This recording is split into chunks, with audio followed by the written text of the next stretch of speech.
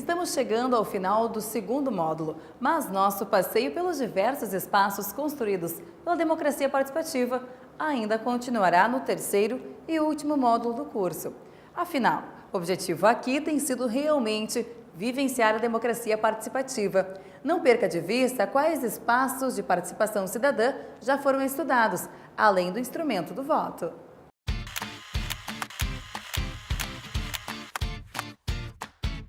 Finalizado o estudo dos canais de participação cidadã abertos pelo terceiro setor, vamos utilizar esta aula para analisar a importância de recursos da participação digital para o exercício do poder político.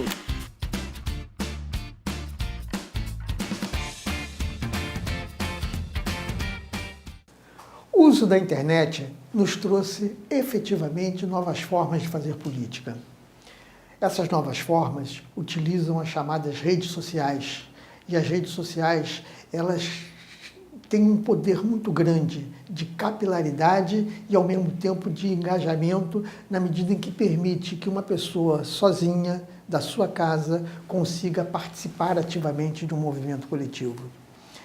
As redes sociais e o movimento político nas redes sociais ganham tal importância, tal densidade, que nós chamamos isso de ciberativismo. Ciberativismo é a ação política no ambiente cibernético. E esse ambiente cibernético permite a ampla participação, uma participação de maneira diferenciada. Você não precisa estar junto no mesmo lugar, mas você, do seu local solitário, consegue criar comunidades virtuais, e essas comunidades virtuais, manifestações virtuais e coletivas, elas se fazem com o uso intensivo da tecnologia, que faz você, da sua casa, da sua poltrona, participar ativamente da vida política. É isso que nós chamamos de ciberativismo.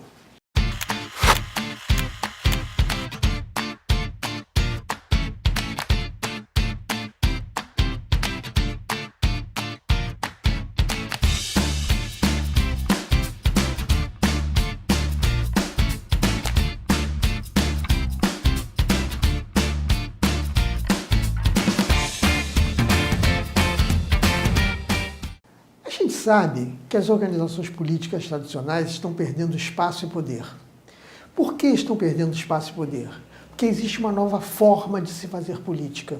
Essa nova forma de se fazer política, ela ganha densidade, ela ganha participação, ela ganha adesão nas redes sociais. As redes sociais, elas permitem que pessoas filiadas a partidos políticos, não filiados a partidos políticos, pessoas com pouco nível de participação social, encontrem um ambiente em que elas podem se manifestar suas opiniões, seus desejos, suas discordâncias, suas concordâncias, enfim, manifestar livremente os seus desejos. Essa nova era que a internet e a tecnologia da informação nos permite, é que faz com que o ciberativismo ganhe tanta importância na sua combinação com as organizações tradicionais.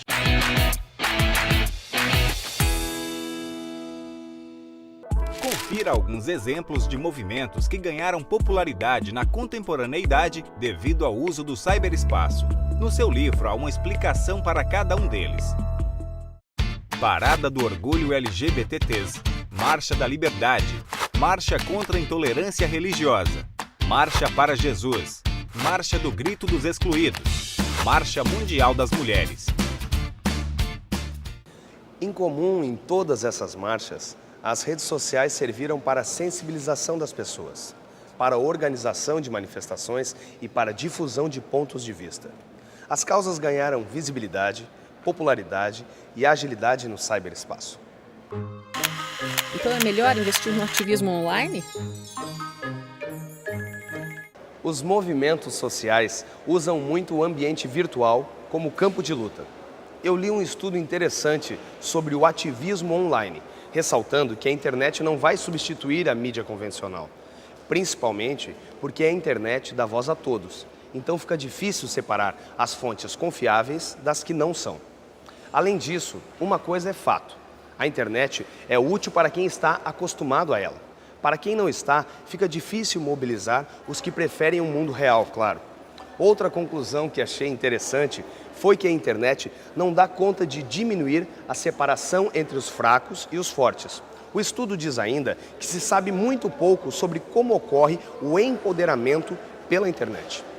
Apesar das dúvidas, uma coisa é certa: o cyberativismo só vai até determinado ponto. Os especialistas orientam que os agentes políticos se utilizem tanto de formas virtuais quanto de formas presenciais de participação. Mesmo sendo importante manter formas tradicionais de ativismo, há uma demanda cada vez maior do público digital. Instituições governamentais, por exemplo, têm oferecido à sociedade civil ferramentas oficiais de participação. Você já ouviu falar no e-Cidadania? O e-Cidadania é uma alternativa oficial para que o cidadão brasileiro possa participar diretamente dos trabalhos do Legislativo Federal.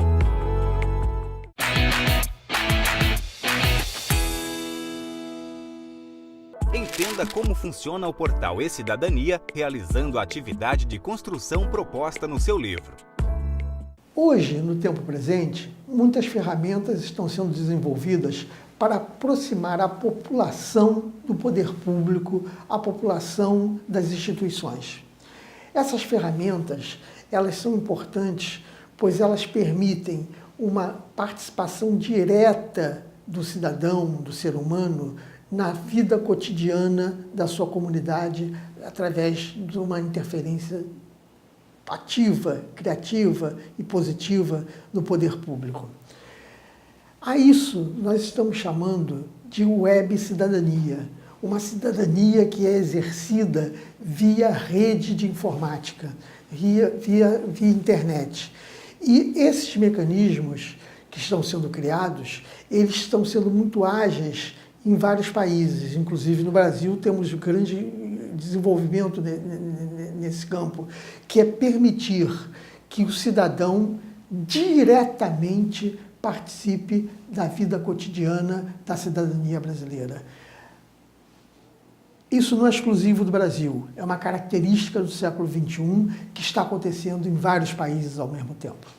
Comunidades, empreendedores e principalmente o Estado estão investindo no desenvolvimento de ferramentas digitais para alargar o bem-estar de suas comunidades e aumentar a transparência da administração pública. No seu livro, há uma notícia que trata de web cidadania. Logo em seguida, você encontra um guia contendo várias ferramentas digitais cívicas. Vai ser interessante conhecê-las.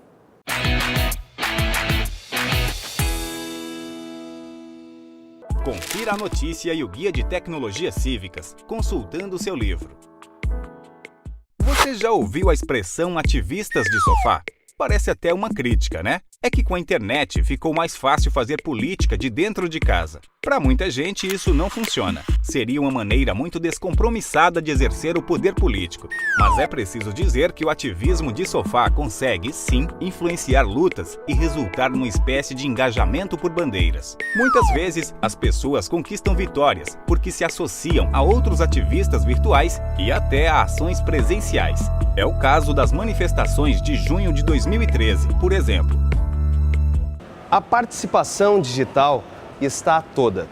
As redes sociais geraram um novo comportamento social. Este tema é tão interessante e atual que convidamos para esta aula Márcio Carvalho, o especialista em redes sociais, que irá conversar conosco sobre o cyberativismo político. Antes, atenção ao resumo desta aula.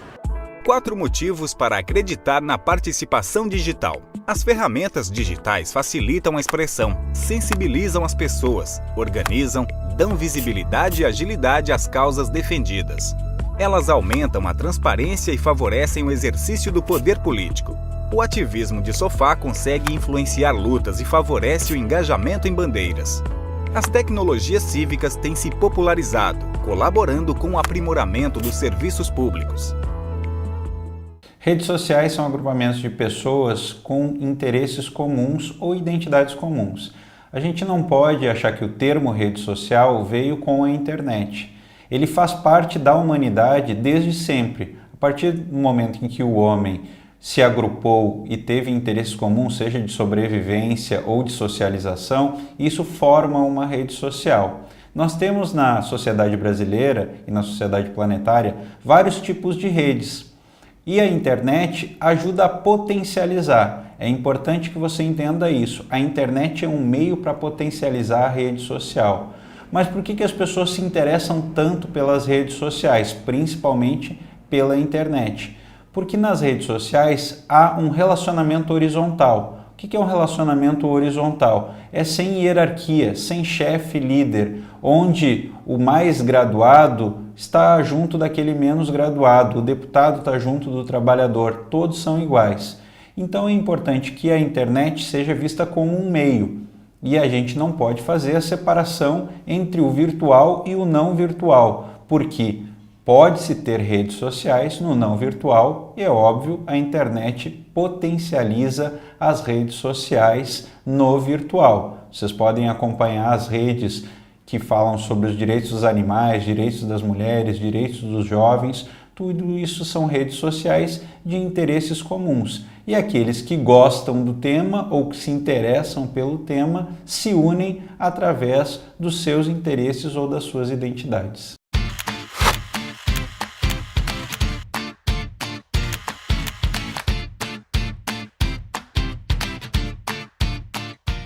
Quando a gente conversa sobre mídias, muitas vezes a gente tem que saber conceituar um pouco. Quando a gente fala de mídias tradicionais, nós estamos falando de TV, rádio e jornal. E com o desenvolvimento da internet, elas simplesmente se modernizaram. Elas foram para o espaço virtual. Isso é importante saber por quê? Porque muda a forma como a gente se relaciona com elas. Antigamente, quando você via TV, há 15 anos atrás, por exemplo, via TV e achava que uma informação estava equivocada. Isso poderia gerar um transtorno e no máximo o que aconteceria é você conversar com o seu vizinho. Hoje não. Hoje com Facebook, Twitter e outras redes, você pode conversar com pessoas de outros estados ou até de outros países ao mesmo tempo, em tempo real. Isso é importante. Por quê? Porque essa forma, ao mesmo tempo que dá potência para a comunicação, ela aumenta a unidade de pensamento das pessoas. E as pessoas vão cada vez mais se unir por ideias iguais e principalmente por questionar essa relação hierarquizada. O que é relação hierarquizada? Antigamente, os meios de comunicação tinham uma relação hierarquizada, era só eles que falavam para os outros. Com a internet, não. É um falando no mesmo patamar de outro, ou seja, todos são iguais. É o que a gente chama de relações horizontais. O mais importante, o desenvolvimento da internet aumenta a nossa potência de comunicação, mas também aumenta a potência de comunicação dos veículos tradicionais que se modernizam.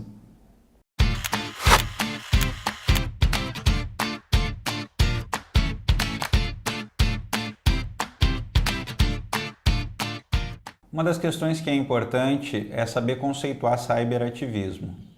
Muita gente tem utilizado esse termo de forma negativa. Nós temos que conseguir conceituar o termo a partir do que é real. Para nós nos interessa aquilo que a realidade nos mostra. Então, o cyberativismo, ele é um ativismo como qualquer outro. Os militantes estudantis, as mulheres militantes, os militantes afrodescendentes ou qualquer tipo de militante que faça a sua organização política no mundo real, milita. É um ativista e nós devemos respeitá-los. Aqueles que fazem pela internet também fazem isso de forma consciente. Muitas vezes, seja no presencial ou seja no virtual, às vezes a gente tem uma certa confusão de qual é a nossa luta, mas com o tempo, nós vamos desenvolvendo essa consciência. Então, por isso, o cyberativismo é muito importante para unir as pessoas através de uma ideia. E essa questão é muito importante, unir as pessoas através de uma ideia, seja no plano presencial, seja no plano virtual. Com a internet e com o desenvolvimento de celulares e notebooks, nós vamos ter cada vez mais cyberativismo e cada vez mais militância ativa. Isso não é ruim. O ruim é as pessoas não terem por que defender uma causa, elas não saberem para que a sua existência serve, qual é a função social da sua militância. Então, O cyberativismo, e algumas pessoas falam de cyberativismo do sofá, eu não gosto desse termo, mas é um termo que está se desenvolvendo, é um cyberativismo que deve ser respeitado, seja qual for a luta. Toda luta é importante e quando você defende algo que é justo e importante, você ajuda a melhorar a sociedade.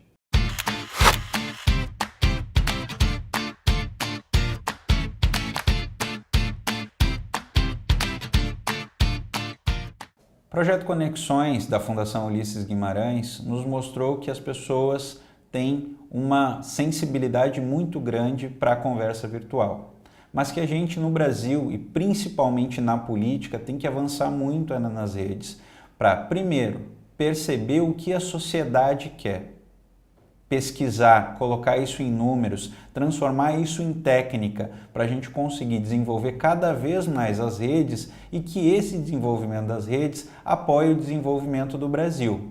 O mais importante na rede social no Brasil é que as pessoas constroem as redes sociais do seu jeito. Não há que se julgar, certo ou errado, não importa. O que importa é que a gente faça disso um projeto para ajudar o país e ajudar a melhorar a vida das pessoas. Quanta coisa ainda poderíamos discutir sobre o cyberativismo, mas a gente precisa ir adiante.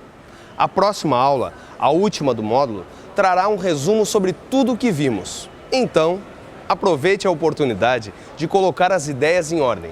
Espero te ver no terceiro módulo.